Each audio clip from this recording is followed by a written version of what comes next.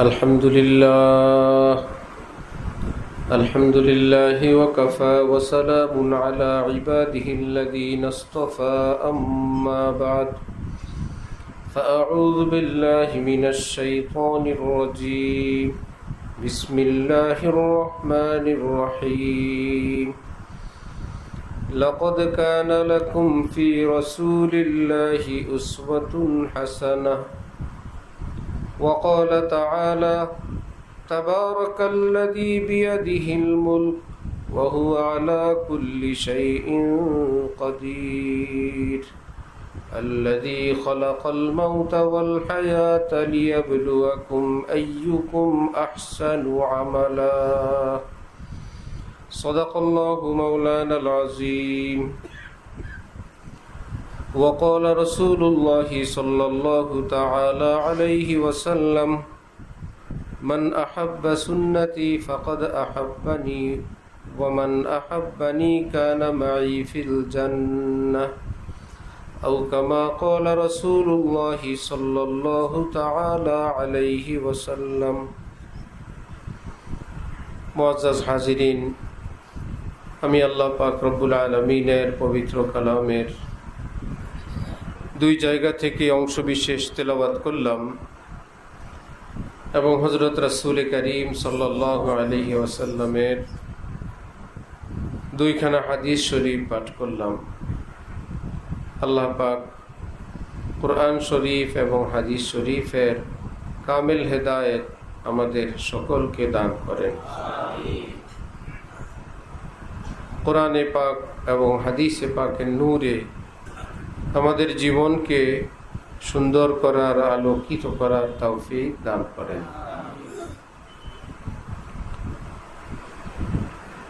মাদ্রাসা মারকাজুস সুন্নাহ, খানকা চিশতিয়া, কাদিরিয়া, ইমদাদিয়া दोनों नाम আমার পীর ও মুর্শিদ হযরত ওয়ালা দামাত বারাকাতুহুমের দেওয়া নাম। হযরতের দোয়া, তাওয়াজ্জুহ এর বরকতে প্রতিষ্ঠান এবং যা কিছু আছে সব কিছুই হযরত ওয়ালা দামাত বারাকাতুহুমের খাস দোয়ার বরকত। এখানে যখন জমিন আমরা ক্রয় করব, খালি জমিনের আইলের মধ্যে এসে হযরত ওয়ালা দোয়া করে গেছেন। খানকার নাম হযরত ওয়ালা নিজে দিছেন খানকা চিশতিয়া, কাদরিয়া, এমদাদিয়া। এর নিচে দুই লাইন লেখা আছে, এখানে প্রতি বৃহস্পতিবার আসরের পর থেকে আল্লাহর মহব্বত এবং রাসূল সাল্লাল্লাহু আলাইহি ওয়াসাল্লামের সুন্নতের উপর দ্বীনি মজলিস ও জিকিরের মজলিস হয়। যে শব্দগুলো লেখা আছে এটা হযরত ওয়ালার হাতের লেখা। আল্লাহ পাক হযরত ওয়ালার বরকতে এই প্রতিষ্ঠানকে কিয়ামত পর্যন্তের জন্য কবুল ফরমান। যারা আপনারা কষ্ট করে আসেন বিভিন্ন জায়গা থেকে, দূর দারাজ থেকে, এক এক সময় এক একজনের কোরবানি, কষ্ট, রাস্তাঘাট, মেঘবাদল, ব্যবসা বাণিজ্য, দেশের পরিস্থিতি, কিছু না কিছু মোকাবেলা করেই আসতে হয়। এটাই সত্য কথা। যে আসেন ছোট বড় একটা কোরবানি করেই এখানে আসেন। আল্লাহ পাক সকলের কোরবানিকে লাখো কোটি গুণ বড় বানায় আল্লাহ কবুল করে নেন। সকলকে আল্লাহ পাক আল্লাহর মহব্বতের দৌলত দান করেন।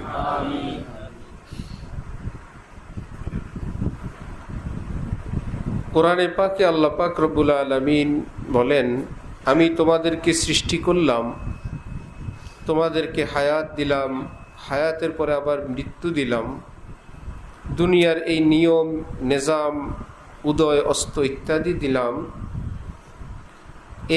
এই কথা দেখার জন্য, এই পরীক্ষা করার জন্য যে তোমাদের মধ্যে সবচেয়ে উৎকৃষ্ট, মানসম্মত, উন্নত মানের আমল কে কে করে এটা দেখার জন্য।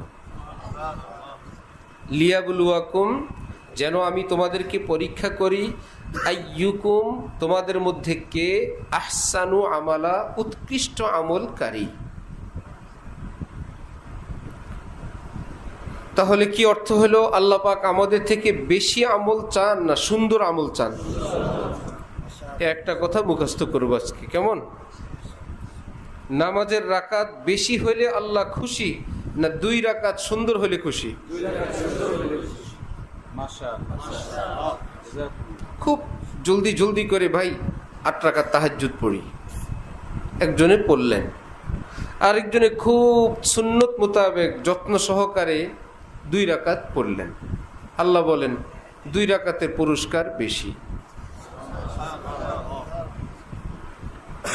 হযরত মুজাদ্দিদ আল ফেসানি বলেন 1000 রাকাত সুন্নতবিহীন, 2 রাকাত সুন্নতওয়ালা, আল্লাহ পাক 2 রাকাত সুন্নতওয়ালাকে বড় পুরস্কার দান করবেন। কারণ এটা আহসান হয়েছে, লিয়াবলুয়াকুম আইয়ুকুম আহসানু আমালা, এটা আহসান হয়েছে, উৎকৃষ্ট হয়েছে। একজনে উজু করছে শুধু, নামাজও পড়ে নেই সুন্নত মোতাবেক, আরেকজনের নামাজ পড়ছে সুন্নতবিহীন, একবার উজু করলো সুন্নত মোতাবেক, আরেকজনের সুন্নতবিহীন নামাজ পড়লো 1000 রাকাত। 1000 রাকাত সুন্নতবিহীন নামাজের চেয়ে সুন্নতওয়ালা উজুর দাম অনেক বেশি।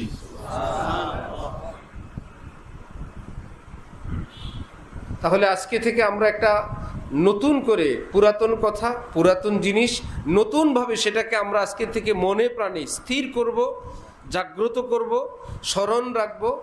আমল করা চাই সংখ্যায় বেশি না উন্নত? উন্নত।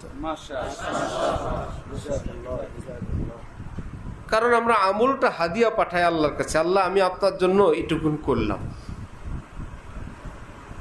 আমি আমার শায়েখকে দেখছি, ওনার মতো মানুষ তো দুনিয়াতে ছিলেন, আছেন, থাকবেন, আমি দেখি নেই। ঠিক না? এটা আমার দোষ। হযরত আল্লাহ তার ছেলের কাছে টাকা পাঠাবেন কোনো প্রয়োজনে, অথবা হযরত আল্লাহর ঘরে টাকা পাঠাবেন, সংবাদ আসছে কাজের লোকের টাকা, ইত্যাদি ইত্যাদি টাকা, এত টাকা। পকেট থেকে টাকাগুলো বের করে হযরত আল্লাহ 2-3টা নোট পরে একটা নিচে রাখেন, আরেকটা পরে একটা নিচে রাখেন, নোটগুলো থেকে ফাঁকে ফাঁকে ফাঁকে ফাঁকে নিয়ে, কি ব্যাপার ভাই, এরা 5000 টাকা চাইছে, এই 5000 টাকা আমার কাছে যা আছে এর মধ্যে নতুনগুলো বাইসে বাইসে পাঠান। বুঝতেছেন? নতুনগুলো হযরত আল্লাহর ছেলের কাছে দিবেন। হযরত আল্লাহর ছেলে চাইছেন বা কোনো কাজে, ভাই এটা আমার ছেলের কাছে যাবে, যতটুকুন সম্ভব কচকচা টাকা, নতুন টাকা। একদম যদি না থাকে আশপাশে কাউকে জিজ্ঞেস করবেন, তোমাদের কাছে সাফ টাকা নাই? শব্দ এটাই, সাফ টাকা, ময়লা ছাড়া, মানে নতুন টাকা। তো একদম নতুন টাকা আর কার কাছে থাকে? সবাই কি ব্যাংকের নোট নিয়ে ঘুরে? তো আমরা তো খুঁজি ওইটা, আপনার কাছে নতুন টাকা আছে। আমরা যে বেকুব, আমাদের সুয়ালও বেকুব। কয়জনের কাছে নতুন টাকা আছে? কিন্তু কিছুটা ফ্রেশ টাকা প্রায় সবার কাছে আছে, আছে না? একদম অচল, লাবুজ, পুরান, এর চাইতে ভালো টাকার নোট আছে না আমাদের কাছে? তো প্রশ্নটাও হযরত এমন করেন, তোমাদের কাছে সাফ টাকা নাই? জি হযরত আছে। পকেট থেকে বের করে যার যার কাছে যতটুকুন ফ্রেশ আছে, দেখা গেল ভালো, হ্যাঁ লো ভাই নো। কোথায় পাঠিয়েছেন? বড় কোনো পীর বুজুর্গের কাছে না নিজের ঘরের মানুষের কাছে? আচ্ছা, আরেকদিন কোন এক কথার ফাঁকে হযরত বললেন যে আমি আমার ছেলে মেয়েদেরকে, পরিবারের লোকদেরকে সামাজিকভাবে সে যতটুকুন সম্মানের অধিকারী হোক, আমার স্ত্রী, আমার সন্তান, কিন্তু সে তো একজন নাগরিক, একজন মানুষ, একজন এই বয়সের লোক, এই এলেমের লোক, এই পদের লোক, যতটুকুন সম্মানের সে হকদার, আমি সব সময় ওইটুকুন সম্মান দেওয়ার চেষ্টা করি। এই কথা আপনারা জীবনে শুনছেন? নিজের ছেলেকে ওইটুকুন সম্মান দেওয়ার চেষ্টা করেন। তাও কেমন বাবা? বাবা যদি অশিক্ষিত হইতেন, ছেলে বড় শিক্ষিত, তাহলে তো এরকম অশিক্ষিত বাবারা ছেলেরে স্যার বলে, আমাগো মাস্টার সাহেব, আমাগো ডাক্তার সাহেব বলে না, আমাগো মন্ত্রী সাহেব আসছেন, সেটা বলে। কিন্তু ছেলের চেয়েও তো বাবা পৃথিবী বিখ্যাত মানুষ, তিনি বলেন আমি আমার সন্তানদেরকেও ওইটুকুন সম্মান দেওয়ার চেষ্টা করি। যেই ব্যক্তি নিজের সন্তানকে এইটুকুন সম্মান দেন, যেই ব্যক্তি তাদেরকে দেওয়ার সময় একটু সুন্দর জিনিস দেন, তাহলে সেই ব্যক্তি যখন আল্লাহকে আমল দেন, কত সুন্দর আমল দেন।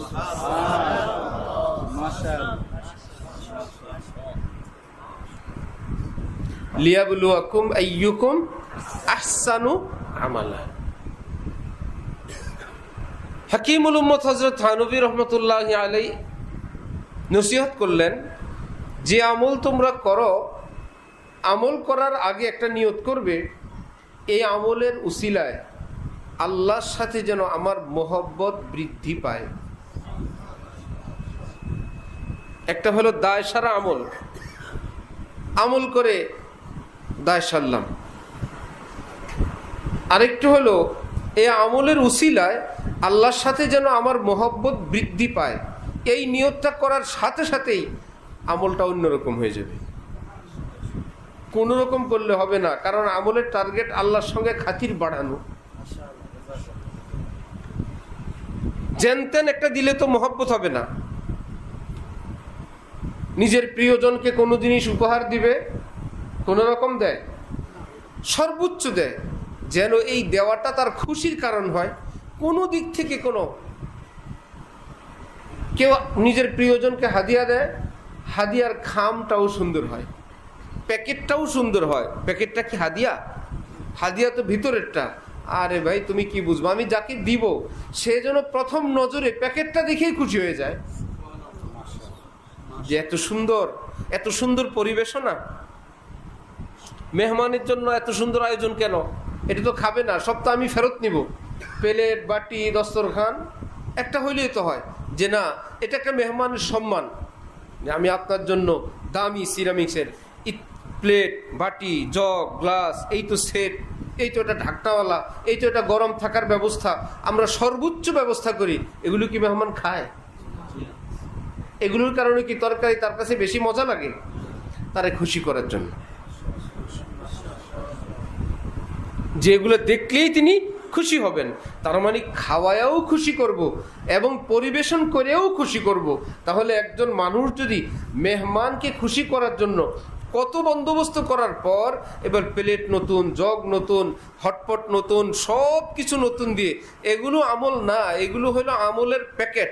তাহলে আল্লাহ পাকের বান্দা যখন আল্লাহর কাছে আমল পেশ করবে, আবার নিয়ত হবে এই আমলের দ্বারা আমার উদ্দেশ্য আল্লাহ পাকের সঙ্গে যেন আমার মহব্বত বৃদ্ধি পায়। যেটা দেখবেন, আমল হোক, আমলের পূর্বের অবস্থা হোক, জামা কাপড় হোক, আতর হোক, জায়নামাজ হোক, আমার মনের অবস্থা হোক, যেটার দিকে তাকাবেন এটা দেখে যেন তিনি খুশি হয়ে যান। লিয়াবলুয়াকুম আইয়ুকুম আহসানু। এই ক্ষেত্রে আমি আপনি পারবো কিছু উপরের ডিজাইন করতে, কিন্তু রব্বুল আলামিন বলেন ইন্নামা ইয়াতাকাব্বালুল্লাহু মিনাল মুত্তাকিন। যাদের ভিতরটা ফ্রেশ, আমি আল্লাহ শুধু তাদের আমল কবুল করি। কি মুশকিল! বাটি সুন্দর, বক্স সুন্দর, ডিনার সেট সুন্দর, হটপট সুন্দর, ভিতরের খাবারে গন্ধ, মেহমান খুশি হবে? অথবা সব ভালো, খাবারটাও স্পেশাল, কিন্তু যেই বর্তন দিয়ে খাবার পরিবেশন করলাম ওই বর্তনের ভিতরে এক পাশে তেলাপোকা, মেহমান খুশি হবেন? রব্বুল আলামিন বলেন তোমার সব সুন্দর, যে অন্তর আত্মা দিয়ে তুমি আমার কাছে আমল পেশ করবা, ওই অন্তর আত্মার পাত্রে নাপাক, মুর্দা, গান্দা, পচা, গীবত, শিকায়েত, অহংকার, হিংসা, নিন্দা, এগুলোর সব দাগ লাগানো মনের ভিতরে, মধ্যখানে একটু আমল রাখা। আমার এই সমস্ত আমল পছন্দ হয় না, তুমিও তো পছন্দ করবা না, আমি কেন? ইন্নামা ইয়াতাকাব্বালুল্লাহু মিনাল মুত্তাকিন। আমি আল্লাহ যাদের অন্তর আত্মা পবিত্র, গুনাহমুক্ত, দাগমুক্ত, এদেরটা বড় পছন্দ করে কবুল করি। তাহলে উপর সুন্দর করার একটা কাজ, ভিতর সুন্দর করারও আরেকটা কাজ। বর্তনের উপর সুন্দর, ভিতরটা সুন্দর হবে না? ভিতরটাও সুন্দর হবে। এই উপর সুন্দর এটাকে বলে শরীয়তে জাহিরি। উপর সুন্দর কি বলে? এই যেটা ফরজ, ওয়াজিব, সুন্নত। ভিতর সুন্দর ওটাকে বলে শরীয়তে বাতিনি, যেটার অপর নাম তরিকত, অপর নাম তাসকিয়া, অপর ডিউটি হইল খানকা। বাকি হলো খানকা নামে এখন দোকান ব্যবসা, সেটা তো আছেই। এটা খানকার নামে কেন? বুয়া র্যাব আছে না? বুয়া মেজর আছে না? বুয়া পুলিশ আছে না? বুয়া ডাক্তার আছে না? বুয়া হুজুর আছে না? বুয়া মুফতি আছে না? বুয়া থাকার যেই আইটেমের মধ্যে বুয়া থাকবে ওই আইটেম পুরোটা বাদ। আর্মিও বাদ, পুলিশও বাদ, র্যাবও বাদ, হুজুরও বাদ, ডাক্তারও বাদ। ভুয়া ভুয়া, ভালো ভালো। যে আইটেম চলে ভালো, যে আইটেম চাহিদা আছে ওই আইটেমের মধ্যে ভুয়া নামবেই। আমাদের দেশের ফকিররা, একটা ফকির পর্যন্ত পাইছেন, সত্য কথা বলবেন, টাই পরা।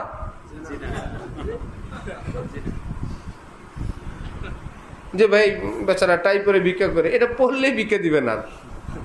কারণ কারো দিল গালাইতে হইলে মনে চাক আর না চাক এটা টুপি পরে আসতে হবে। এটা ফকিরেও জানে, জানে না?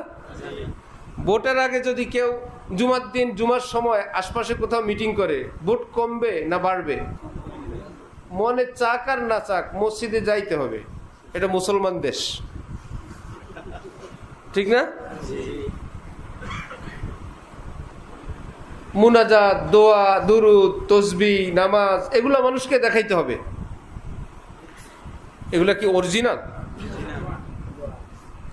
কি বলেন? যারা নামাজ পড়ে সারা বছর এরা নাকি ধর্ম ব্যবসায়ী, আর সারা বছর পড়ে না। যেদিন মেয়ের বিয়ের জন্য ছেলের গ্রুপ আসছে, ছেলের বাহিনী আসছে বাড়িতে শুক্রবার, এই বেচারা এখন সারা বছর একদিনেও জুমা পড়ে নাই। কিন্তু ছেলের পক্ষ যদি জানে মেয়ের বাপ জুমা পড়ে না, এই মেয়ে বিয়ে করবে না, এই নিয়তে এই বেটা জুমা গেছে। সব মসজিদের জুমাওয়ালারা আর এই জুমাওয়ালা একরকম না, বেশ কম আছে। এই বেটা অন্য মুসল্লিদেরকে বলে ধর্ম ব্যবসায়ী। যে মেয়ে বিয়ে দেওয়ার জন্য জুমায় গেছে, এই লোক অন্য যারা নিয়মিত জুমা পড়ে তাদের নাম রাখছে কি? ধর্ম ব্যবসায়ী। বহুত জটিল দিন। খাজা আজিজুল হাসান মহজুব রহমতুল্লাহ আলাইহি বলেন, अजीब दुनिया का हाल है जो है गुनाह हलाल है, आइब भी अज कमाल है, दुनिया गले का हार है, यही अगर बहार है आग लगे बहार में। তো ভাইরা দুনিয়ার আজীব অবস্থা, সব উল্টা, সব উল্টা, সব উল্টা, উল্টাই এখন ভাও। কোন লোকের বউ স্রোতের মধ্যে নদীতে পানি আনতে গিয়া স্রোতে পড়ে হারানো গেছে, সে বেচারা স্রোত যেদিকে যায় উল্টা দিকে খোঁজে। সবাই বললো, আরে বোকা, স্রোত যেদিকে গেছে, মহিলা যদি পড়ে স্রোতের তালে ওই দিকে গেছে, তুমি উল্টা দিকে খোঁজো।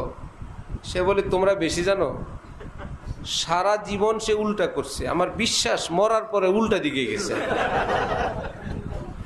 আমি কি না বুঝে খুঁজি? তোমার বউ খুঁজলে তুমি বাও দিক যাও, আমার যেটা এটা মরার পরে উল্টা দিক গেছে, আমার এটা ধারণা, ওই জন্য আমি খুঁজি। তাহলে সবার হিসাব একরকম? বেদানায় দানা আছে কিনা? পুরাটার ভিতরে কি নাম? বেদানা। এটাই হয়ে গেছে, এটাই দুনিয়ার নিয়ম। একটা ইন্টারনাল কথা বলি, গোপন। আমি কয়েকদিন আগে আমাদের রুমের ভিতরে সদাই করতে গিয়ে আমরা কঠিন ধরা খেয়েছি। তো ধরা খেয়া ফেরত পাঠাইছি, দ্বিতীয়বারও নষ্ট। একটা প্লাস্টিকের দরজা, প্রথমবার ভাঙ্গা, দ্বিতীয়বার পাঠাইছি ফাটা, তৃতীয়বার দিছে আরো কঠিন ভাঙ্গা। একটা দরজা পরে আমার সাথী সঙ্গে এদেরকে বললাম, এখন আর আগের দিন নাই যে তুমি হুজুর মানুষ গেলে বলবা যে আশা করি আমার লোকে ধোঁকাবাজি আর করবে না। আর ওই লোক আমাকে দেখে হাসছে, যে খুশি হয়েছে। আমি বললাম, হাসি যদি ভালো কারণে হইলো তো ভালো, এরকম মানুষও আছে। কিন্তু এইরকম হাসির লোকও আছে যে ভাঙ্গা দরজাটা চালাইতে পারি না অনেক দিন, বুঝলেন না? আপনি আসছেন, আলহামদুলিল্লাহ, ঠিক না? এই পচা মালটা চালাইতে পারি না অনেক দিন। আপনি হুজুর মানুষ, আপনারা মানুষের দুঃখ বুঝবেন, দাড়িওয়ালা নামাজি, আপনি নেয়ার পরে পচা দাগি এটা লাগায় ফেলো, থাক ভাই যা হয়েছে। এক, যদি আমি ধরা খাইয়েই যে আপনার অপছন্দ হয়, আপনি ফেরত নিয়ে আসবেন। আপনি তো আমার মারবেন না, কারণ হুজুর মানুষ। গালিগালাজ করবেন না, হুজুর মানুষ। ওই সুখে এই বেটা আসে।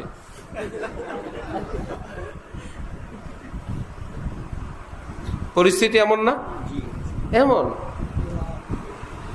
3 বার বুঝি একটা দরজা ভাঙ্গা দেয় মানুষে, তাও এমন গোপন ভাঙ্গা তা না, তারা জানে ওটা ভাঙ্গা। নিয়ে ফেরত নেওয়ার পরে একজন আরেকজনে বলে, তোরে বলছি না সুবরগুলো দিয়ে আটকায় দিতে।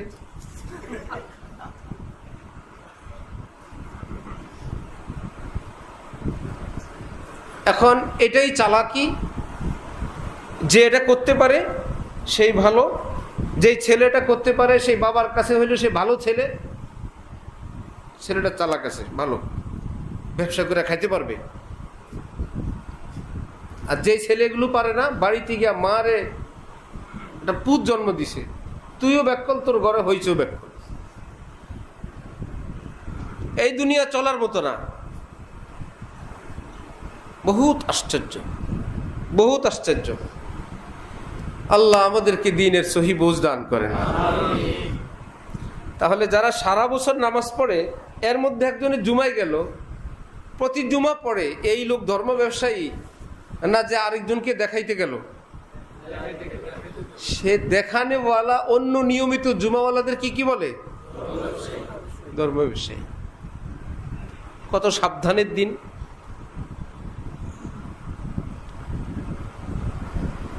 এই বাংলাদেশের ইতিহাসে বাংলাদেশের কোন রাজনীতি, বাংলাদেশের কোন মানুষ, পাকিস্তানের কোন মানুষ, কেউ কোনোদিন বলছিল, পাকিস্তানিরা বলছিল বাংলাদেশটা আবার দখল করা দরকার? বাঙালিরা কোনোদিন বলছিল বাংলাদেশটা আবার পাকিস্তানের লোকে মিলানো দরকার? তারপরেও যারা নামাজি, এরা সব পাকিস্তান বানায় ফেলতে চায়। বাংলাদেশটাকে কি বানাইতে চায়? যারা ঘোষণা দেয় ভারত যেভাবে অখণ্ড ছিল, আবার এটাকে অখণ্ড ভারত বানাবো, একদম পরিষ্কার ঘোষণা দিয়ে এটাকে আবার ভারত বানাইতে চায়, এবং তার প্ল্যান, প্রোগ্রাম, পরিকল্পনা, খুঁটি লাঠি সব ব্যবস্থা করে ফেলে। তারপরও তারা হলো কি? বাংলাদেশের দেশপ্রেমিক নাগরিক। আপনাদের জানা মতে কোনো একজন মানুষের 10 টাকা আছে পাকিস্তানে, যে বাংলাদেশে থাকে পাকিস্তানে টাকা পাঠায়? সত্যি কথা বলেন, যদি জানেন আমাদেরকে তথ্য দিবেন। হ্যাঁ, কেউ যদি থাকে পাকিস্তান, সেটা ভিন্ন হিসাব। এই দেশে কাজ করে, এই দেশে ব্যবসা করে, গোপনে গোপনে পাকিস্তান টাকা পাঠায়, পাকিস্তান ব্যাংকে টাকা রাখে, এরকম থাকলে আমাদেরকে জানাবেন, আমরা পুরস্কার দিব। আর ওই দিন থেকে আমরা এই কথা আর বলবো না। কিন্তু আপনাদের জানা মতো এই দেশে থাকে, ভারতে টাকা জমা রাখে, এরকম লোক আছে না নাই? তারপরেও তারা এই দেশের দেশপ্রেমিক। আর আলেম ওলামা, দিনদার, নামাজি যারা, আপনারা হইলেন পাকিস্তানপন্থী। যখন তখন দেশটাকে পাকিস্তান বানাই ফেলবেন।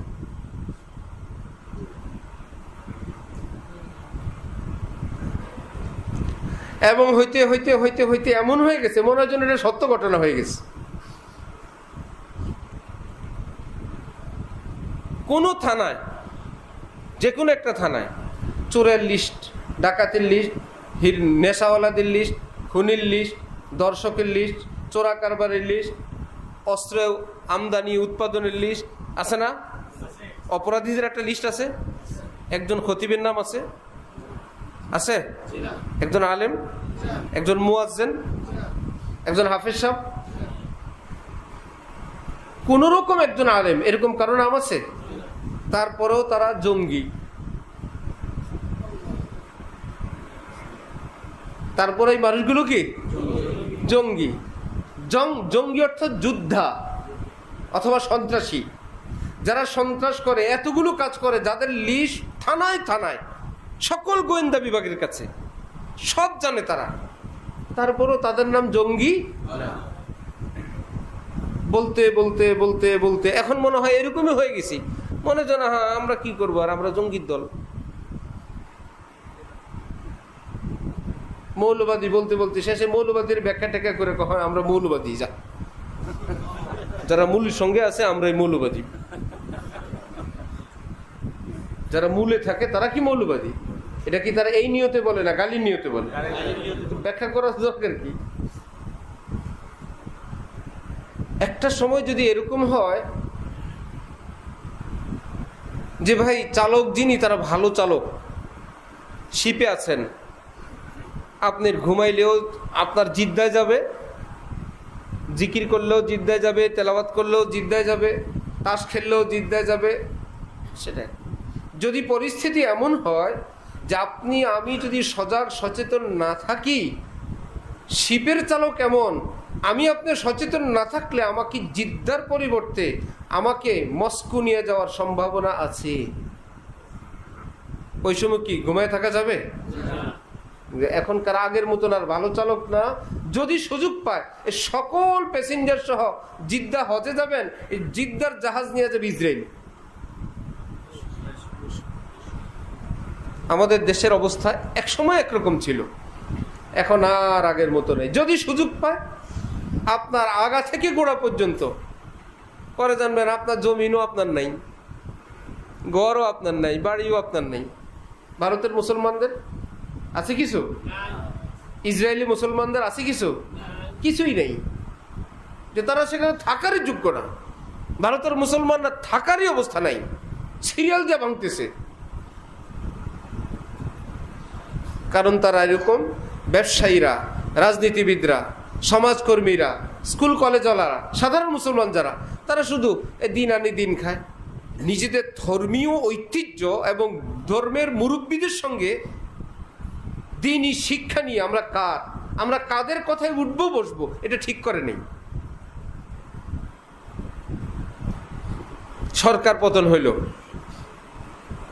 ডক্টর ইউনূসের কথা কেউ বলল, বাকি উপদেষ্টাদেরকে নিয়োগ দিল কে? এরা আসলো কোত্থেকে? কে দিল এদেরকে? এদের নাম বলল কে? এদের প্রস্তাব দিল কে? এদেরকে কে বসায় দিল? আলেমের নাম একজনও ছিল না। আন্দোলনের যখন ডাক দিল আলেম ওলামারা যে আলেম প্রতিনিধি থাকতে হবে, একজনকে দিল। যেই জনকে দিল মাশাআল্লাহ, সে কি অন্যান্য উপদেষ্টাদের মতো একদম চুপচাপ কবরে আছে না? সে কাজ করতেছে। অযোগ্য না যোগ্য? বুঝা গেল আলেম যদি দেশ চালায় তাহলে কি পারবে কি পারবে না? নাকি অন্যদের মতো কবরে থাকবে? বাকিগুলো তো কবরে আছে।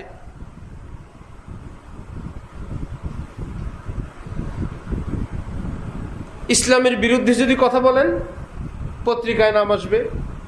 আপনি হলেন বাক স্বাধীনতার লোক, আপনার পক্ষে ইউরোপ আছে, আমেরিকা আছে, সুইজারল্যান্ড আছে, ভাই তুমি তাকে কেন আঘাত করো? সে বলছে তুমি আদালতে যাও, তুমি পারলে কিছু একটা বলো।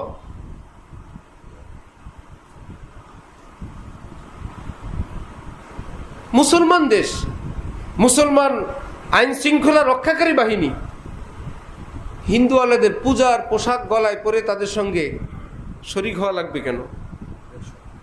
ভাই আমি মুসলমান। হিন্দুরা কোনোদিন পাগড়ি পরে আসে? মুসলমানদের ধর্মীয় অনুষ্ঠানে সেটাকে সম্মান জানাইতে আসে? কোরবানিতে গোস্ত খাইতে আসে? আমরা কি তাদেরকে খারাপ বলি? আসে না বলি? তাদের ধর্মে নিষেধ, তারা এখানে আসবে না। ভাই কোরবানির গরুর গোস্ত তাদের ধর্মীয়ভাবে এটা নিষেধ, তারা এটা খেতে আসবে না, ফিনিশ। আমাদের সেই ধর্মীয় স্বকীয়তা কোথায়, স্বাতন্ত্র্য কোথায়? তারাও বলবে না আমাদের এই ধর্মীয় কাজে মুসলমানরা আসবেন না, এটা তাদের ধর্মীয় নিষেধ।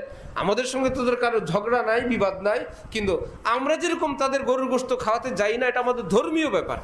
তারা খায়, এটা মারামারি নাই। ঠিক তাদেরও ধর্মীয় বিধিনিষেধ আছে। আমরা রাষ্ট্র হিসাবে আমাদের সুযোগ সুবিধা সব দেয়, কিন্তু আমাদের মতন এই সব কিছু করার জন্য তাদের বিধিনিষেধ আছে।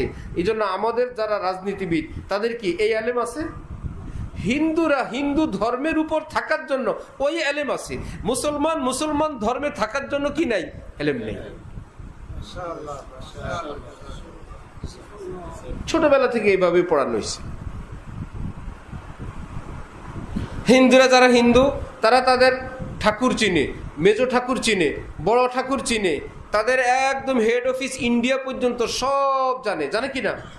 পূজার দিন জানে এবং কি করতে হয় সব জানে। কিন্তু মুসলমান মন্ত্রী হোক, সেও বলতে পারবে না এই দেশের হক্কানি শ্রেষ্ঠ আলেম কে কে, বলতে পারবে না।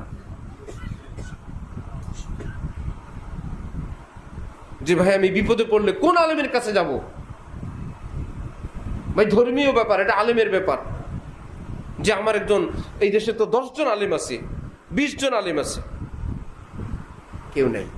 বহু আগের থেকে, স্বাধীনতার আগের থেকেই, যখন ভারত ভেঙে পাকিস্তান হয়, এই কথার উপর হয়েছিল পাকিস্তানটা একটা ইসলামী রাষ্ট্র, ইসলামী সংবিধান অনুযায়ী চলবে। এই কথার উপর একটা দ্বিজাতি হিন্দু রাষ্ট্র, একটা মুসলিম রাষ্ট্র। এই রাষ্ট্র হইল যে কোরআন হাদিসের উপর এই রাষ্ট্রটা চলবে। সেই দিন থেকে প্রতারণা শুরু। দেশ ভাগ হয়েছে, কোরআন অনুযায়ী চলতে দেয় নেই। এরপরে যখন আবার আমাদের স্বাধীনতা হয়ে গেল, পাটে পাটে পাটে পাটে কোনোদিন আলেমদেরকে জাতীয়ভাবে কোনো সম্মান মর্যাদার আসনই দেওয়া হয় নাই। কারণ এই সম্মানটুকুন দিলে জাতির কাছে স্পষ্ট হয়ে যাবে ইনি একজন গ্র্যান্ড মুফতি, ইনি একজন সর্বশ্রেষ্ঠ আলেম, তাহলে তার কাছে সবাই যাবে। এই অবস্থানটাই সৃষ্টি হয় নাই, যার জন্য এই দেশে এত বড় বড় আলেম গেল। না আলেমের নামে কোনো সরকারি স্থাপনা আছে, না কোনো রোড আছে, না কোনো সরকারি ব্যবস্থাপনা আছে, না তাদেরকে সেই সম্মাননা আছে। ওনার জন্য একটা আউট আইটেম।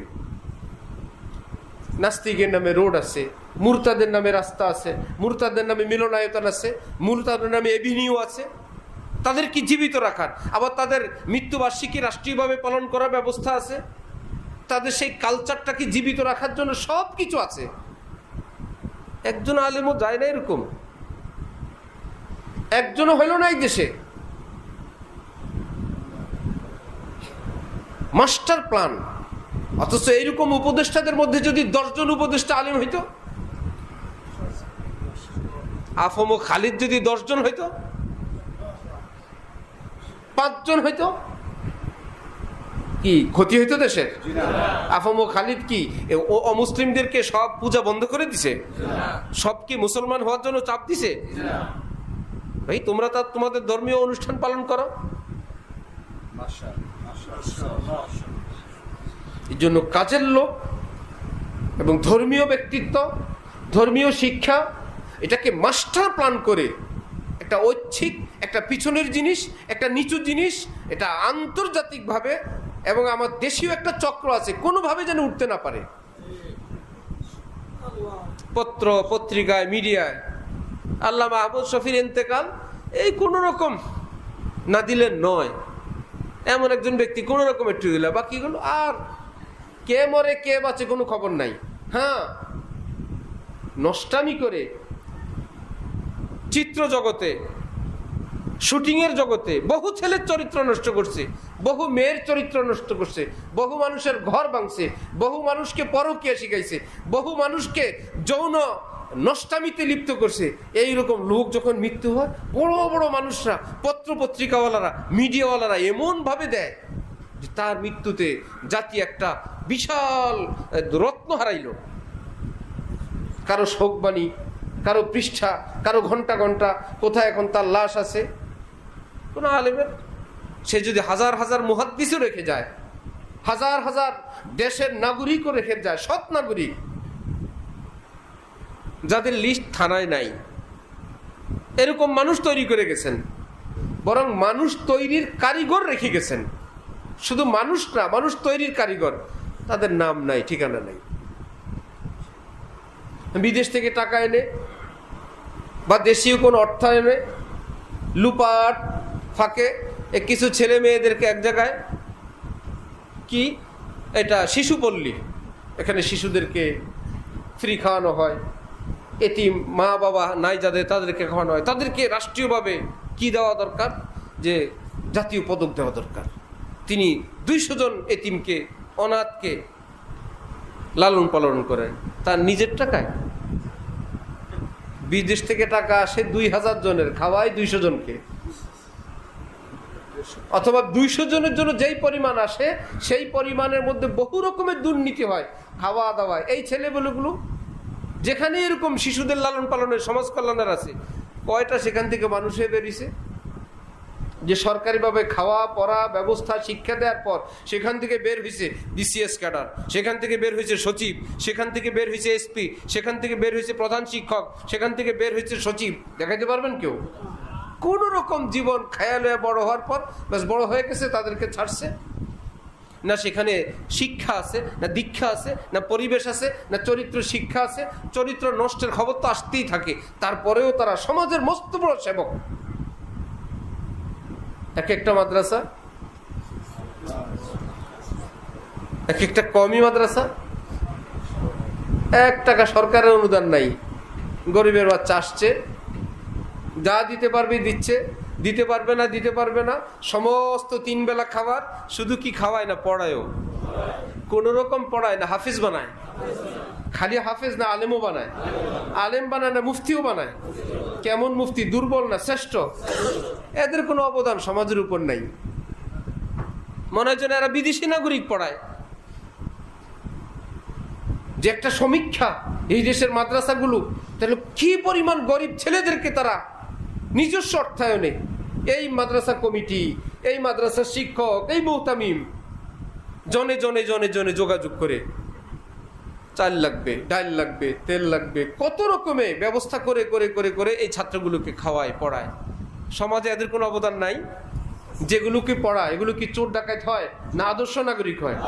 তাহলে আদর্শ নাগরিক করার ক্ষেত্রে এই মানুষগুলোর অবদান কত? লক্ষ লক্ষ মানুষ, কৃষক শ্রমিক হেরোইন চিনা, তারা আবার মানুষ তৈরি, ইমাম খতিব ওয়াইজ মুফতি মুহাদ্দিস হচ্ছে, তা কত সযত্নে। এদের কোনো অবদান নেই। একজন সমাজ কল্যাণ কর্মকর্তা আমাদের বোর্ডিংয়ে খাবার খেলেন, বন্ধু মানুষ, বললেন যে একজন ছাত্রের খাবারের টাকা কত? বললাম আমরা 1500 টাকার মতো খরচ করি, সেই সময়ের হিসাব। মাথা পিছু টাকা নেই অনেক, কিন্তু বিভিন্ন বেতনে যায়, আবাসিক চার্জে যায়, অনেক কিছুতে যাওয়ার পর খাদ্যের জন্য আমরা 1500 টাকার মতো রাখি, শুধু খাদ্যের জন্য। এত স্পেশাল খাবার 1500 টাকা দিই। আমরা বললাম আল্লাহ বরকত দে। বললাম আমরা সমাজ কল্যাণ থেকে 4500 টাকা দেই এক একটা শিশু বাচ্চার খাবারের জন্য, শুধু অন্যান্য হিসাব নিকাশ বিল টিল পানি সেটা তো আলাদাই, শুধু খাবারের জন্য। বললাম এর চাইতে আরো নোংরা আরো নিকৃষ্ট খাবার কেন?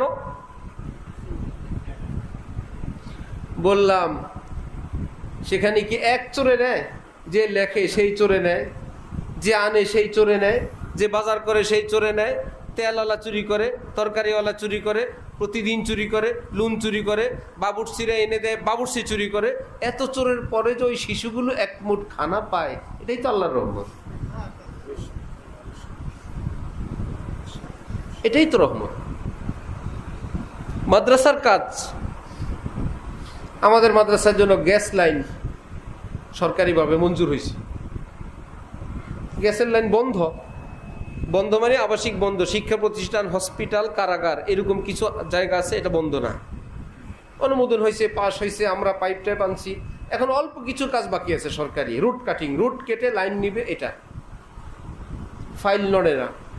আমাদের মাদ্রাসার শিক্ষকরা গেছে, তারা বলে আপনারা আসছেন কেন? এই ফাইলের জন্য। এই ফাইল আমরা জানি না। আরেকজন বলতেছে এখানে 20,000 টাকা দিতে হবে, কেউ বলতেছে এখানে তো এই ফাইল কবেই চলে গেছে। মানে তাদেরকে এত কষ্ট, এত অত্যাচার, এত জুলুম। মাদ্রাসার নামে ফাইল, মসজিদ মাদ্রাসার নামে এই গ্যাসটা, এটার পরেই যখন এরকম, আপনারা আল্লাহর কসম করে বলেন সরকারি অফিস আদালতের সঙ্গে আমার আপনার যতটুকুন সম্পর্ক এবং যাতায়াত আছে, আমরা কি সেই কর্মকর্তা কর্মচারীদের থেকে একদম খুব সুন্দর সেবা পাই না কষ্ট পাই? তারপরেও তারা ভালো। আজীব কঠিন অবস্থা। হালাল নাই, হারাম নাই, জায়েজ নাই, না জায়েজ নাই, পরকাল নাই, কাকে খাওয়াবো? আমরা মাদ্রাসার পানির বিল দেয় প্রায় 90,000 টাকা। ওয়াসাকে, ঢাকা ওয়াসাকে প্রায় 90,000 টাকা বিল আসে। সে ওয়াসার লোকের আইসা কারোকে বলে 10,000 টাকা আমাদের কিলে, আর 10,000 টাকা পানির বিল আসবে, 20,000 টাকা শেষ প্রতি মাসে। তাহলে যেই মিটারটার মধ্যে নাম্বার থাকবে, বললো ওটা আমরা ঠিক করে দেব। পরে জানা গেল পুরা শহর ব্যাপী এই পানি চুরি চলে, পুরা শহর ব্যাপী। ইল্লা মাশাআল্লাহ যারা ভালো আছে তো আছে। এরা আমাদেরকে বলে এরা বোকা, এরা কিছুই বুঝে না, এরা 90,000 টাকা বিল দেয়, কি দরকার? তা আমি বললাম যে ভাই, পানি চুরি করব 17 কোটি মানুষের টাকা। সরকারের টাকাগুলো কি একজনের না, সব পুরা দেশের? 17 কোটি মানুষের টাকা চুরি করে 1000 মানুষে উজু করাবো, তাও চোরাই পানি দিয়ে উজু, চোরা পানি দিয়ে উজু করে কোরআন শরীফ পড়বে, চোরাই পানি দিয়ে উজু করে 5 ওয়াক্ত নামাজ পড়বে। আর মধ্যখানে কি হবে? মাদ্রাসার কিছু টাকা বাঁচবে। তো কি হবে? আমি চুরির ব্যবস্থা করে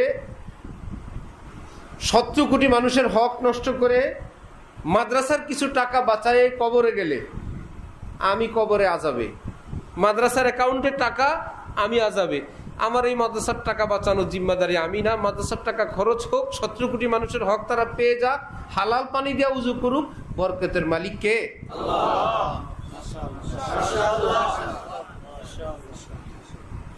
আমি ভাষা দিয়ে বলতে পারবো না। এই যে রন্ধ্রে রন্ধ্রে দুর্নীতি, ছোট্ট একটা কারণ হলো আমরা মুসলিম হিসাবে তলাবুল ইলমি ফারিজাতুন আলা কুল্লি মুসলিম, সকল মুসলমানের জন্য মুসলিম হয়ে বেঁচে থাকার এলেম অর্জন করা ফরজ। হালাল এটা জান্নাতি খাবার, হারাম এটা জান্নাতি খাবার। হালাল খেলে জান্নাতে যাওয়া যায়, হারাম জাহান্নামে নেয়। এই কথাটুকুন ক্লাস 1 থেকে নিয়ে এমএ পর্যন্ত যতবার পড়ানো লাগে পড়ানো দরকার।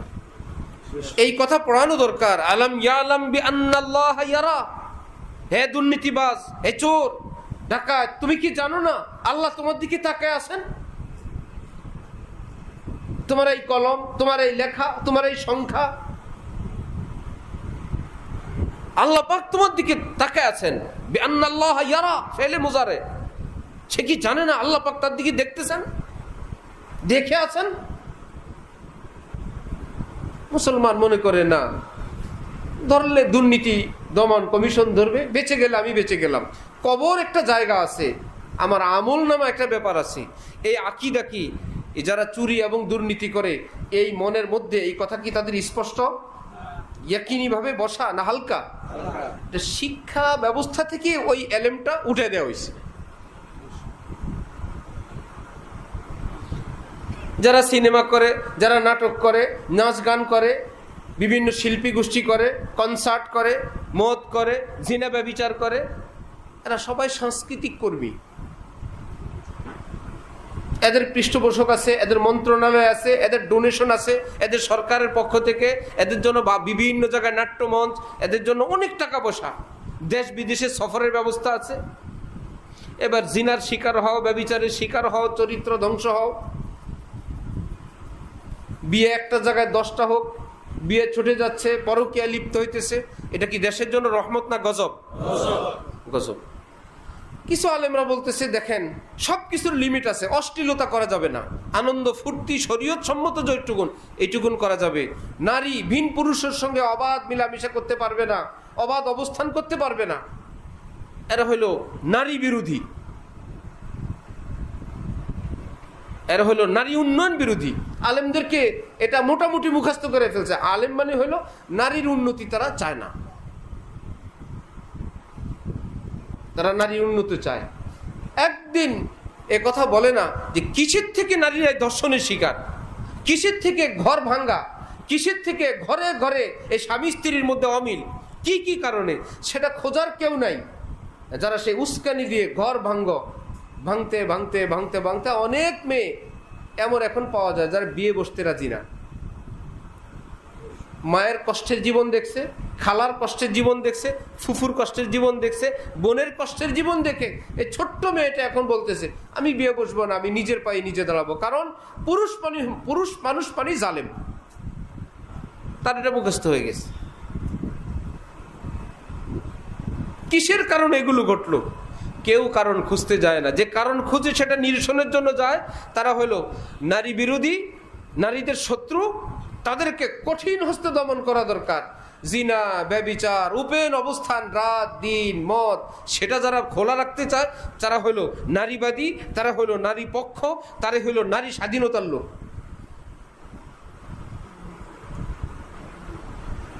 এই জন্য আমার ভাইয়েরা, আমরা তো ছোট্ট একটা ঘরের মধ্যে বসে আর কি করব? কমপক্ষে বললাম একটু নিজের হুঁশটা তো আসবে ইনশাআল্লাহ।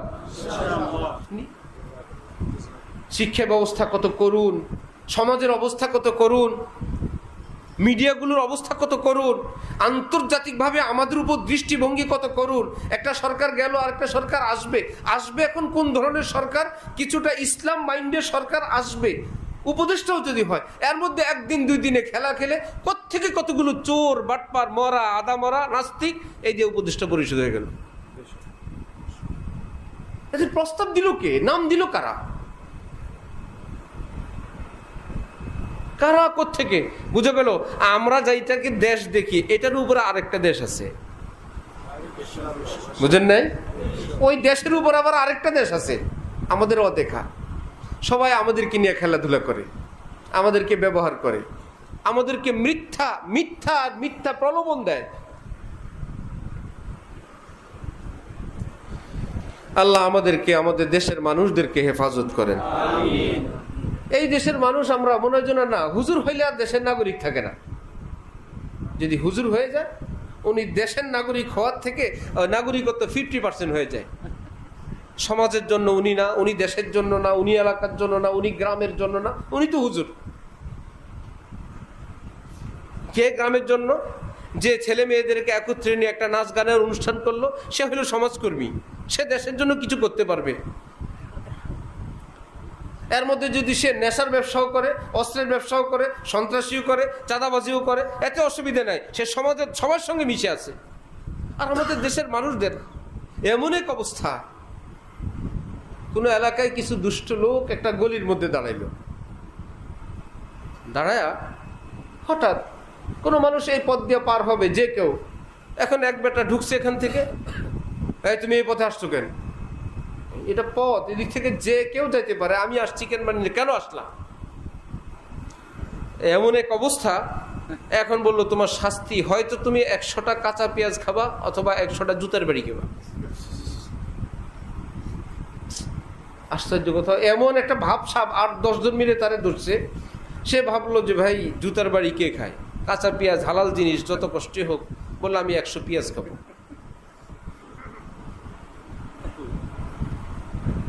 পেঁয়াজের ঝাঁজ এই কষ্টে একটু পরে বলতেছে, ভাই আমি যে কটা পেঁয়াজ খেলাম, বাকিটা আমার জুতার বাড়ি দেন। যখন জুতা দিয়ে পিটান শুরু করলো, ব্যথায় এখন বলে একটু থামেন, আমি তাহলে পেঁয়াজই খাই। বলেন তো, ওই সন্ত্রাসীরা যাকে তাকে গ্রেফতার করলো, এরা তো করলো ভুল। নিরপরাধ যে লোকটা, রাস্তা পথ, এখানে সব মানুষ যাবে, সেও যাবে, সে যে 2টার একটা মেনে নিছে, এটা কি তার ঠিক হয়েছে?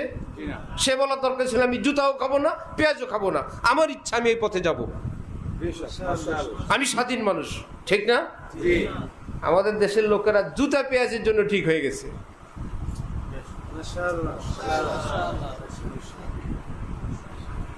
হয়তো জুতা, নয়তো কি একবার জুতা খায় যখন কানে গালে পড়ে, থামেন পেঁয়াজ খাবো, দেখে পেঁয়াজে প্রচন্ড ঝাল, এবার বলে থামেন জুতা খাবো। কি ভাই, এই দেশে থাকতে হলে কি জুতার পেঁয়াজই খাওয়া লাগবে? এই কথা বলতে পারবো না, আমরা জুতাও খাবো না, পেঁয়াজও খাবো না,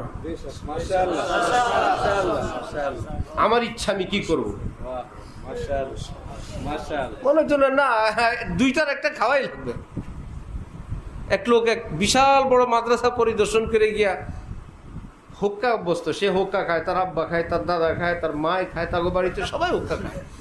এক মাদ্রাসা পুরাটা পরিদর্শন করে এসে বলল, এত বড় মাদ্রাসায় একটা হুক্কাও নাই। মানে সে মনে করছে হুক্কা দিয়ে তো সব। আমাদের দেশ এমন হয়ে গেছে, মনে হয় যেন আমরা কারো বাড়িতে থাকি আর কি, এরা ভাগযোগ করে নিবে আমাদেরকে। হয়তো পেঁয়াজওয়ালারা নিবে, অথবা কারা নিবে, জুতাওয়ালারা নিবে। জুতাওয়ালারা নিজে জুতায় পিটবে, অথবা কাঁচা পেঁয়াজ খাবেন, মজা বুঝবেন, চোখ মুখ দিয়ে যখন ধোয়া বাইর হবে কষ্ট হইলে বলবেন বাকিরা পেঁয়াজ কি দেন, জুতা দেন।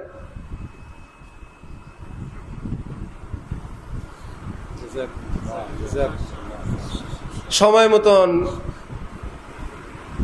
যাকে চেয়ার বসানোর বসায় দিবেন, আর 5 বছর চিলেবেন, আল্লাহ বিচারাইতে গেলে টাকা লাগে, ওনার কাছে যাওয়া যায় না, কাছের লোক তো বহুত খারাপ।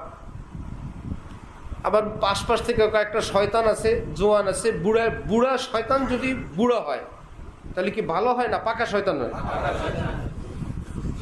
তাল গাছ যদি 5 বছর হয় তাহলে কি সার কম? তাল গাছের বয়স যদি 80 বছর হয় কাইতে হয়ে পড়ে যাবেন, আরো মজবুত হয়েছে।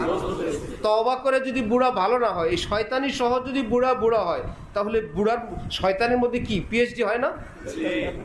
এরকম বুড়া পাশের থেকে বলে দিবে, থাক ভাই এখন এরকমই, দেশ তো এরকমই, ওই কিছু টাকা পয়সা দিয়ে বিচারের ব্যবস্থা করা লাগবে। এটা সমাজ মেনে নিছে, একদম সবাই মিলে মেনে নিছে।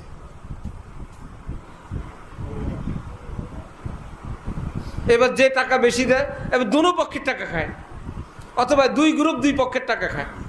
আবার ভিতরে ভিতরে তারা হাসাহাসি করে যে একটা মিলতাল আমরা করে দিব, তুই কত নিছিস এত, এই পার্টির থেকে তুমি কত নিছো, ওই পার্টির থেকে এত। একটা মাঝামাঝি কেমনে? এক লোক বেহুশ হয়ে রাস্তার পাশে পড়ে আছে, কেউ বলে মরা, কেউ বলে জেতা, মারামারির অবস্থা। 2 পক্ষ 2 ডাক্তার নিয়ে আসছে, এনে এখন ডাক্তাররা সিদ্ধান্ত দেখলো ভাই অবস্থা খারাপ। মরা বললে জেতা পার্টি মারবে, জেতা বললে মরার পার্টি মারবে। রুগী একটার অবস্থা কি 2টা না 1টা? হয়তো মরা। এরা বললো যে এইরকম কোনো ফতোয়া দিলে অপর পক্ষের মায়ের নিশ্চিত। এরা এখন সবকিছু দেখে টেকে বললো, আল্লাহর রহমতে রুগী সব ঠিক আছে, মাথা থেকে পা পর্যন্ত সবকিছু কি ঠিক আছে, সামান্য সমস্যা শুধু জানডা বাইরে হয়ে গেছে। এটা হলো 2 পক্ষকে খুশি করার ফতোয়া। এইবার যারা বললো যেটা বলছিলাম দেখছস, বলছে না মাথা থেকে সব ঠিক, আমরা এই জন্যই বলছিলাম, মরে নেই। অপর পক্ষে বলে তোর সব ঠিক নিয়ে বসে থাক, জান বাইরে হয়ে গেছে, সেটা শুনিস নাই। দোনো পক্ষকে খুশি করে দিয়া সবাই বলে যাই হোক। কঠিন অবস্থা এটা, গ্রামীণ পর্যায়ে, মহল্লা পর্যায়ে, ওয়ার্ড পর্যায়ে, উপজেলা থানা পর্যায়ে, উপরের পর্যায়ে এটাই হয়ে গেছে ব্যবস্থা। বিচার মানে হলো টাকা, বিচার মানে হলো টাকা, বিচার মানে হলো শক্তি। যে যারা একটু ক্ষমতাবান তারা একটা ভুল বিচ্যুতি করতেই পারে, মার দিতেই পারে। তুমি তো মার খাওয়ার পার্টি, এখানে মুখ খোলা যাবে না, কথা বলা যাবে না, এখানে ন্যায্যতার কোনো কথা নাই, এখানে অধিকার বলতে কিচ্ছু নেই। এখান থেকে বের হওয়া দরকার, আত্মমর্যাদা অর্জন করা দরকার। নিজে একজন দেশের নাগরিক, সে নাগরিকের সুনাগরিকের পরিচয় বহন করা দরকার। নিজের সিদ্ধান্ত নিজে নিব, শক্ত অবস্থানে আসা দরকার। এরকম পাড়ায় মহল্লায় যদি কিছু মানুষ তৈরি হয়, ইনশাআল্লাহ দেশের চেহারা পরিবর্তন হবে না ইনশাআল্লাহ। আজ না হোক কাল।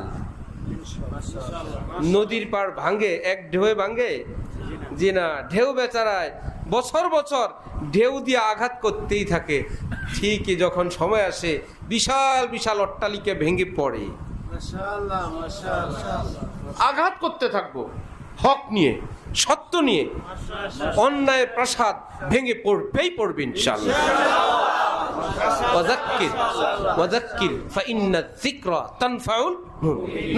নবীকে আল্লাহ পাক বলছেন আপনি নসিহত করতে থাকেন, আপনি নসিহত করেন। 1 দিন 2 দিন 3 দিন মুমিনের অন্তরে নসিহত প্রভাব ফেলবেই, ফায়দা হবেই।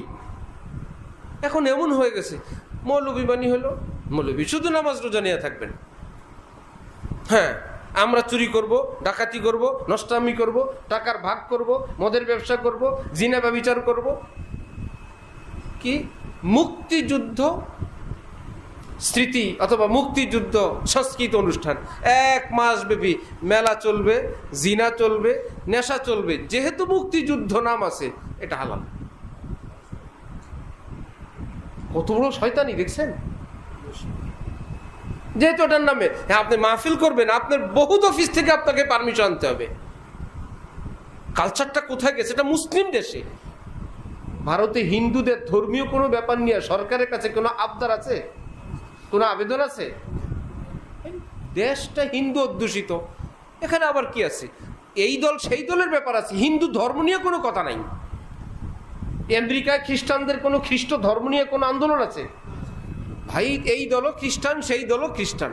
মুসলমান আছে সেই দেশে, অন্য ধর্ম আছে, যেহেতু তারা অল্প সংখ্যায় তাদের নাগরিক হিসেবে থাকবে। তা আমাদের দেশে 90% মুসলমান, এই দল যাক আর সেই দল যাক, কমপক্ষে ইসলামের ব্যাপারে তো আমরা একটু নিরাপত্তা বোধ করবো যে মুসলমানরা এই দল যাক আর সেই দল যাক, আমাদের কোরআন নিয়ে, হাদিস নিয়ে, দাড়ি নিয়ে, মাদ্রাসা নিয়ে, মসজিদ নিয়ে, মাহফিল নিয়ে, ইসলাম নিয়ে। কারণ যারা যাবে তারা তো মুসলমান। কিন্তু আজকে আমরা সেই নিরাপদে, তার মানে এমন লোক নামধারী মুসলমান, তারা ক্ষমতায় যাবে, নামী মুসলমান, কিন্তু তারা সম্পূর্ণ ইসলাম বিদ্বেষী, অথবা ভোট কালেকশনের জন্য যা বলা লাগে, যা করা লাগে। ভিতরে ভিতরে জিনার লাইসেন্স, মদের লাইসেন্স, চুরির লাইসেন্স, বিদেশের সঙ্গে অন্যায় চুক্তি, মাদ্রাসা মসজিদের উপরে বিশাল বড় নজরদারি, কত রকমের। যে আলেমরা উত্তরবঙ্গে মুসলমান নাস্তিক বানায় ফেলছে, খ্রিস্টান বানায় ফেলছে, কাদিয়ানি বানায় ফেলছে। আলেম ওলামারা গিয়ে সেই মুসলমানদেরকে বুঝায়, ভাই এটা তো ঠিক না। বললো এতদিন পরে আসছেন, আচ্ছা ঠিক আছে, আমি কালেমা পড়ে আমি আমার ধর্মে ফিরে গেলাম। তাদেরকে জেলে যাওয়া লাগে, তারা জেলে যায়। আর যারা এই মুসলমানদেরকে খ্রিস্টান এবং কাদিয়ানি বানাইতেছে, তারা এলাকাকে এলাকা দখল করতেছে, কিনতেছে। তাদের কোনো জেলও নাই, জুলুমও নাই, দেশের কোনো আইন তাদের জন্য নাই। রোহিঙ্গা ক্যাম্পে এনজিওদের সমস্ত কাজ চলতেছে, কিন্তু বক্তব্য কায়েম করা মুশকিল। 10-12 লক্ষ রোহিঙ্গা ক্যাম্পে এরকম যদি সামনে আরো 10-12 বছর মক্তব মুক্ত শিক্ষা ব্যবস্থা এনজিওরা চালায়, এদের দিয়েই বাংলাদেশ বিরোধী যুদ্ধ শুরু হয়ে যাবে।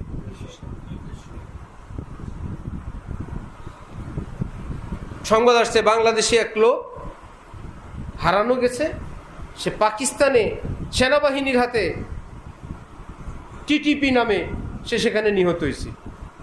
অথচ খবর পাওয়া গেছে বাংলাদেশ থেকে গেছে ভারত, ভারতের থেকে গেছে পাকিস্তান। তাহলে যেখানে ট্রেনিং পাওয়া দরকার সেখানে গিয়ে ট্রেনিং নিছে। বাংলাদেশ থেকে গেলেও ট্রেনিংয়ের জায়গায়, ট্রেনিংয়ে গিয়ে ইসলামীওয়ালা হয়ে পাকিস্তান গিয়ে নিহত হয়েছে। তাহলে এর জবাব কি মুসলমানরা দিবে না ভারত দিতে হবে? না, এর জবাব আমাদেরকে দিতে হবে। তোমরা কোন ট্রেনিং দিয়ে সেখানে গিয়ে তাকে পাকিস্তান রাষ্ট্রের বিরুদ্ধে কাজে লাগালা? এই জন্য তালেবে ইলম ভাইয়েরা যারা মজলিসে আছেন, আপনারা বা আমরা আমাদের বয়ান আগে পরে শুনেন যারা, আমি আগে বলছি, কোনো বেনামি, কোনো গোপন দল অথবা হক্কানি আলেম ওলামাদের ব্যাপক ওপেন যারা থাকেন, এদের একদম সরাসরি সমর্থন এবং সরাসরি সাপোর্ট এবং পৃষ্ঠপোষকতা ব্যতীত কোনো দল, কোনো সংগঠনে যোগ দেওয়া যাবে না। খুব কঠিন।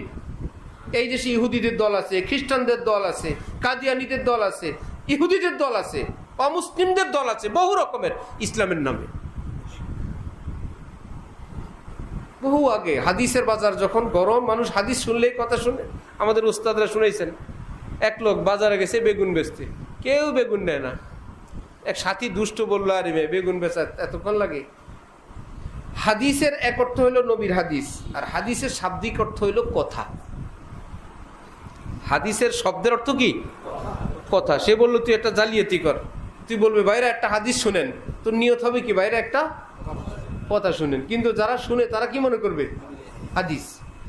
ভাই ও এক হাদিস শুনো, সব লোক তো মুসলমান বাজারের মধ্যে, ভাই এই লোক হুজুর কি হাদিস, বেজুঙ্গা খানা বহুত বেহতার আমল হ্যাঁ, বেগুন খাওয়া বহুত উত্তম আমল। বাজারের মধ্যে যেহেতু হাদিস বলে হুজুর ছাড়ছে, মুহূর্তের মধ্যে বেগুনের বস্তা খালি হয়ে গেছে। আরে বাবা, তরকারি তো একটা নিবই, যেহেতু একটা হাদিস বেজুন নিয়েছে। কারণ মানুষ তো এত কিছু জানে না।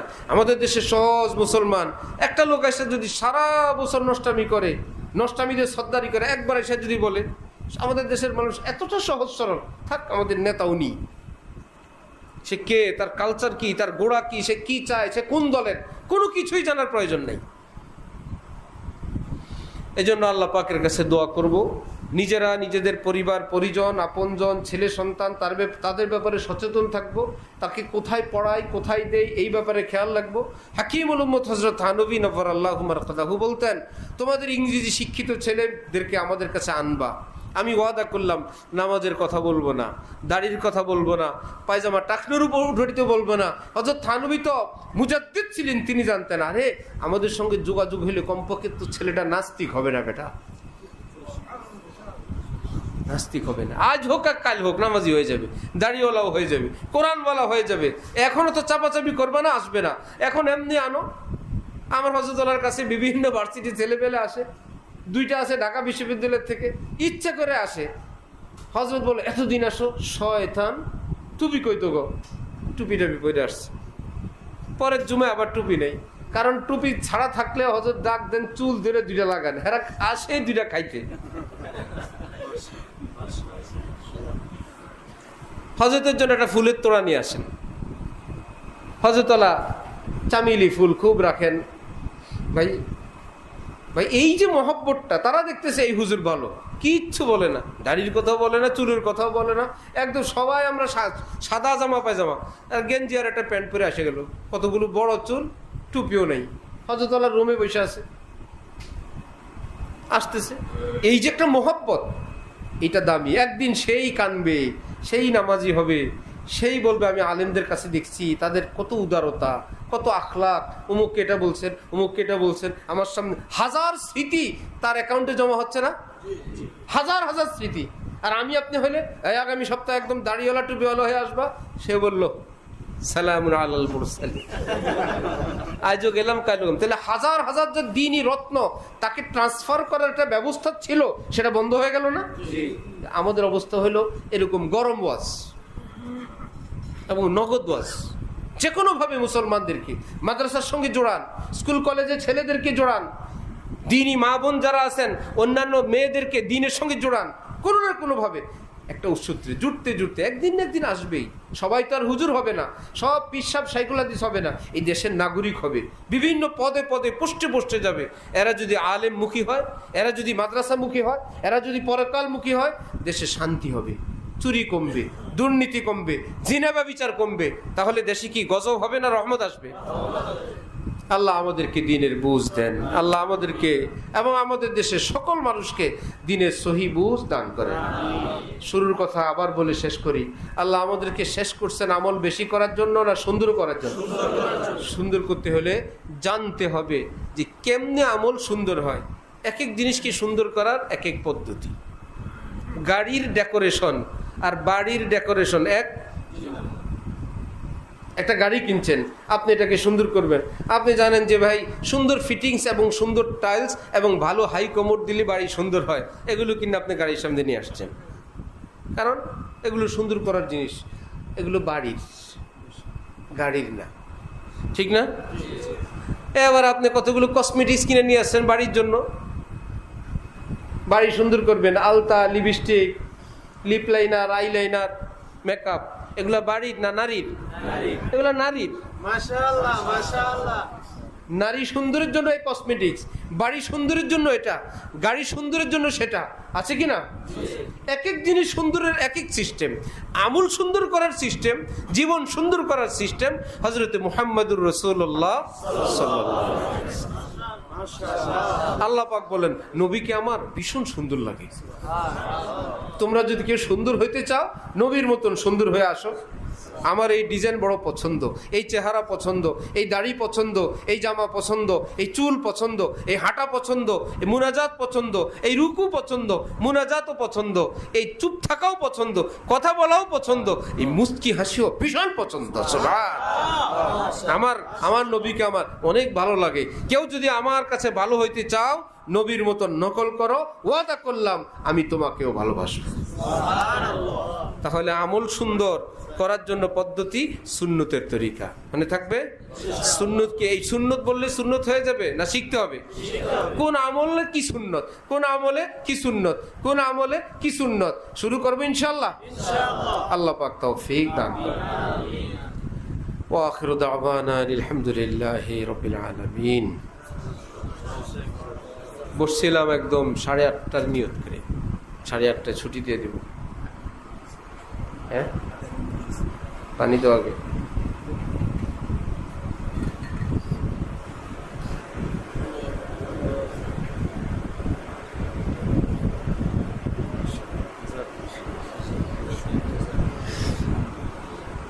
আল্লাহ আস্তাগফিরুল্লাহ।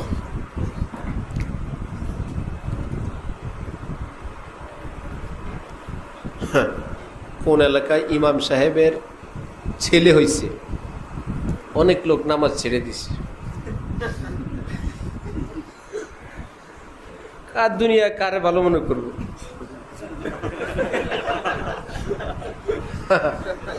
বুঝছেন, ইমামের তখন ছেলে হয়েছে, তাহলে দুনিয়া বিশ্বাস করার কেউ আছে? নামাজে ছেড়ে দিছে।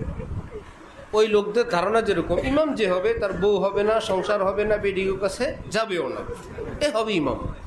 ঠিক এরকম বহু মুসলমান আছে, হুজুর হবে যে রাষ্ট্র নিয়ে, সমাজ নিয়ে, দুর্নীতি নিয়ে, সুদ ঘুষ নিয়ে, অশ্লীলতা নিয়ে, রাষ্ট্র ক্ষমতা নিয়ে হুজুর কথা বলবে, হয়তো অনেক লোক নামাজ ছেড়ে দিব। খানকা ছেড়ে গেছিলাম খানকায়, আল্লাহ আল্লাহ শিখবো, ওই ইমামের বাচ্চা হইলে যেরকম নামাজ ছেড়ে দিছে, হুজুরের মুখে রাষ্ট্রীয় কোনো বিষয় নিয়ে কবায়ন শোনার পর বলেন না খানকাও এখন আর নাই, কিয়ামতের আলামত।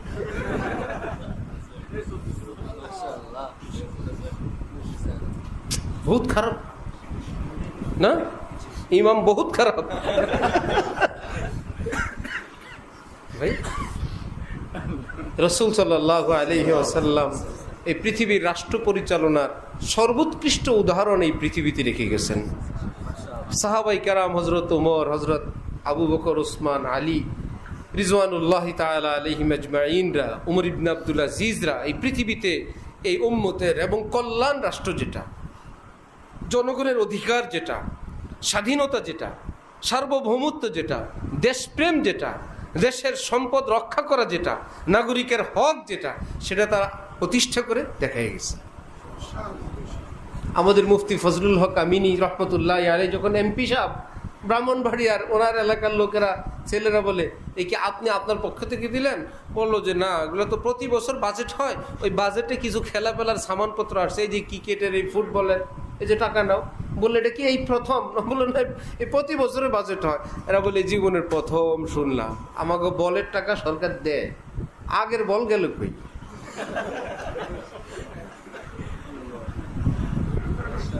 অসংখ্য বাজেট আছে, এগুলো এই পর্যন্ত এগুলো ওপেনই হয় নাই, কেউ জনগণ জানেই না এই নামে একটা বাজেট আছে। আপনার জানতে যাওয়া নিষেধ, আপনি জানতে গেলে আপনার পিছনে নামাজ পড়বে না, বুঝেন নাই? যেহেতু হুজুরের ছেলে হইলে নামাজ ছেড়ে দিছে, এই অবস্থা। আল্লাহ আমাদের দেশের মানুষের এই চিন্তা চেতনার মধ্যে আল্লাহ পাক পরিবর্তন আনেন। আল্লাহ পাক তৌফিক দিলে চলতি মাসের শেষের দিকে উমরার সফরের নিয়ত আছে ইনশাআল্লাহ। আমাদের ফ্যামিলি, বড় করে ফ্যামিলি, আমার ঘরের বাচ্চারা, মা, আমার আব্বা আম্মা, শ্বশুর শাশুড়ি, আমার 2 ভাই, আল্লাহর রহমতে মার্কাজুল ইহসানের অনেক ছাত্র, শিক্ষকরা কয়েকজন, হইতে হইতে যেহেতু অনেক সময় নিয়ে প্রস্তুতি নিলাম, জানতে জানতে আমাদের বন্ধু বান্ধব অনেকেই তাদের পরিবার নিয়ে যাবেন, অনেক বন্ধু বান্ধব। দোয়া করেন আল্লাহ যেন সব কিছু সুন্দরভাবে, সুষ্ঠুভাবে ব্যবস্থা করেন, যাওয়ার তৌফিক দান করেন। এজন্য আগামী মাসের মাসিক মজলিস মুলতবি থাকবে, এটাই স্বাভাবিক এই রুটিনের মধ্যে। বাকিটা যেহেতু 30শে অক্টোবর সফর, 13ই নভেম্বর দেশে আসার প্রোগ্রাম ইনশাআল্লাহ। আমি একটু অসুস্থ, ঠান্ডা অনেক দিন, আমার শ্বাসকষ্ট, আবার গলায় কিছু কষ্টের জন্য চিকিৎসার জন্য বিভিন্ন ডাক্তার পরামর্শ হয়েছে, হয়তো দেশের বাইরে এর আগে হয়তো যাওয়া লাগতে পারে। যদি হয়ে যায় কাগজপত্র চিকিৎসার জন্য যাওয়া লাগতে পারে, দোয়া করবেন আল্লাহ সুস্থ করে দেন ইনশাআল্লাহ। দুরূদ শরীফ পড়ি। আল্লাহুম্মা সাল্লি আলা সাইয়্যিদিনা মুহাম্মদ ওয়া আলা আলি সাইয়্যিদিনা মাওলানা মুহাম্মদ ওয়া আলিহি ওয়াসাল্লাম।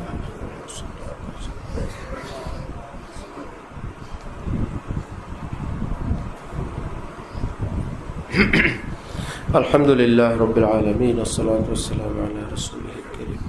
আল্লাহুম্মা সাল্লি আলা মুহাম্মদ ওয়া আলা আলি মুহাম্মদ ওয়া বারিক ওয়া সাল্লিম। ইয়া আল্লাহ, রহমান রহিম, মেহেরবান আল্লাহ, আল্লাহ আপনি সাক্ষী, আল্লাহ আমাদের অন্তরের খবর আপনি জানেন। আয় আল্লাহ, আপনার এক ওলির ইশারার উপর এখানে এই মাদ্রাসায়, খানকায়, মজলিস, আয় আল্লাহ, এবং আপনার বান্দাদের এই তশরিফ আওয়ারি আগমন, আয় আল্লাহ আমাদের সকলের এই আশা বসাকে আপনি কবুল করে নেন। আয় আল্লাহ, এই উসিলা আমাদের সকলকে আপনার মহব্বত দান করেন, গুনাহমুক্ত জিন্দিগি দান করেন, পেরেশানি মুক্ত জিন্দিগি দান করেন। আয় আল্লাহ, আমাদের ঘরের মধ্যে আপনি রহমত দান করেন, আমাদের বিবি বাচ্চাদেরকে দিনদার নেককার বানায় দেন, সব কষ্ট পেরেশানি দূর করে দেন, অভাব অনটন দূর করে দেন। আয় আল্লাহ, সুস্থতার আফিয়তের জিন্দিগি আপনি দান করে দেন। আয় আল্লাহ, যতদিন হায়াত ঈমানের সাথে ইজ্জতের সঙ্গে ঋণ মুক্তভাবে সুস্থভাবে থাকার তৌফিক দেন। আয় আল্লাহ, ঈমানের সঙ্গে দুনিয়া থেকে যাওয়া আপনি মঞ্জুর ফরমান। আল্লাহ, আপনার ওলিদেরকে ভালোবাসার তৌফিক দান করেন, ওলিদের জীবনী আমাদের জীবনের মধ্যে আনার তৌফিক দান করেন। আয় আল্লাহ, সেই জিন্দা সেজদা আমাদেরকেও দান করে দেন। আয় আল্লাহ, সকল গুমরাহি থেকে আমাদেরকে, মুসলমানদেরকে হেফাজত ফরমান। আয় আল্লাহ, এই মাদ্রাসাকে কবুল ফরমান। আয় আল্লাহ, উস্তাদ, ছাত্র, অভিভাবক, এলাকাবাসী, আয় আল্লাহ, মোহব্বতওয়ালা, খরচ করনেওয়ালা সবাইকে আপনি কবুল ফরমান। এই মজলিসকে কিয়ামত পর্যন্তের জন্য কবুল ফরমান। এই মাদ্রাসার এরিয়াকে সুপ্রশস্ত বানায় দেন। ছাত্রদের জন্য আয় আল্লাহ ঘর, মাদ্রাসার ঘরের ব্যবস্থা করে দেন, মসজিদের ব্যবস্থা করে দেন। আয় আল্লাহ, স্বাস্থ্যসম্মত থাকা, খাওয়া, পড়ালেখার পরিবেশ কায়েম দায়েম করে দেন। এর জন্য আপনার বান্দাদেরকে আপনি তৈরি করেন। আয় আল্লাহ, নিজেদের থেকে খেদমতে আগে আসার তৌফিক আপনি দান করে দেন। আয় আল্লাহ, এই মজলিসের জন্য অনেক ভাইয়েরা খরচ করেন, কষ্ট করেন, কোরবানি করে বিভিন্ন জায়গা থেকে আসেন। আয় আল্লাহ, সবাইকে সহি সালামতে নিজ নিজ গন্তব্যে যাওয়ার তৌফিক দিয়েন, সব বিপদ আপদ থেকে নিরাপদে রাখেন।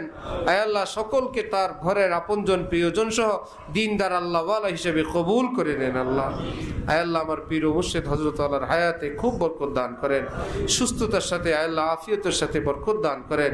আয় আল্লাহ, 18 অক্টোবর হযরতের জামিয়া হাকিমুল উম্মতের আয় আল্লাহ আজীবন সদস্য সম্মিলনকে অকল্পনীয়ভাবে আপনি কবুল ফরমান, বরকত দ্বারা আপনি ভরপুর মদত ফরমান। আয় আল্লাহ, সমস্ত বালা মুসিবত পেরেশানি থেকে আপনি হেফাজতে রাখেন। আল্লাহ, মারকাজুল সুন্নাহ, মারকাজুল ইহসান সহ এই দেশে যত মাদ্রাসা, আয় আল্লাহ, সারা জাহানে যত দ্বীনি মাদ্রাসা আছে আপনি কবুল করে নেন, সব জরুরত পুরা করে দেন। আয় আল্লাহ, জাহিরি বাতিনি তারাক্কি দান করেন। আয় আল্লাহ, এই দেশের উপর খাস রহমত দান করেন। এই দেশের নাগরিক দিকে আপনি আয় আল্লাহ সজাগ সচেতন হওয়া তৌফিক দান করেন। আয় আল্লাহ, দেশ পরিচালনার দায়ভার আয় আল্লাহ জিম্মাদারি আপনি কোনো সৎ যোগ্য মানুষের হাতে দান করে দেন। আয় আল্লাহ, অযোগ্য অসৎ মানুষ থেকে আপনি হেফাজত ফরমান, গোমরা পথভ্রষ্টদের থেকেও হেফাজত ফরমান। আয় আল্লাহ, আলেমদের দুশ্মনদের থেকে হেফাজত ফরমান, যাদের দ্বারা দ্বীন ইসলামের ক্ষতি হবে এদের থেকেও হেফাজত ফরমান। আয় আল্লাহ, আপনি আলিমুল গায়ব, আপনি সব জানেন। আয় আল্লাহ, আমাদের জন্য, দেশের জন্য, সকল স্তরের জনগণের জন্য, দেশের সম্পদের জন্য যারা উত্তম উৎকৃষ্ট, আয় আল্লাহ আপনি কুদরতিভাবে এইরকম শাসকবৃন্দ আপনি দান করে দেন। আয় আল্লাহ, আমাদের শিক্ষা ব্যবস্থাকে আপনি আয় আল্লাহ আমাদের দিন ধর্মওয়ালা হওয়ার ব্যবস্থা করে দেন। আয় আল্লাহ, ভিতরে বাইরে জানা অজানা, দেখা অদেখা যত ষড়যন্ত্র আপনি সব নস্যাৎ করে দেন।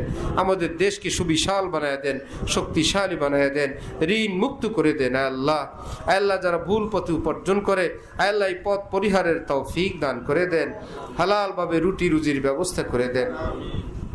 আয় আল্লাহ, আমাদের আপনজন যারা কবরবাসী তাদের কবর আযাব মাফ করে দেন। আয় আল্লাহ, তাদের ভুল বিচ্যুতি মাফ করে দেন। আয় আল্লাহ, উপস্থিত সকলের দিলের নেক মাকসুদ আপনি কবুল ফরমান। সুবহানা রাব্বিকা রাব্বিল ইজ্জাতি আম্মা ইয়াসিফুন ওয়া সালামুন আলাল মুরসালিন ওয়ালহামদুলিল্লাহি রাব্বিল আলামিন। সাল্লাল্লাহু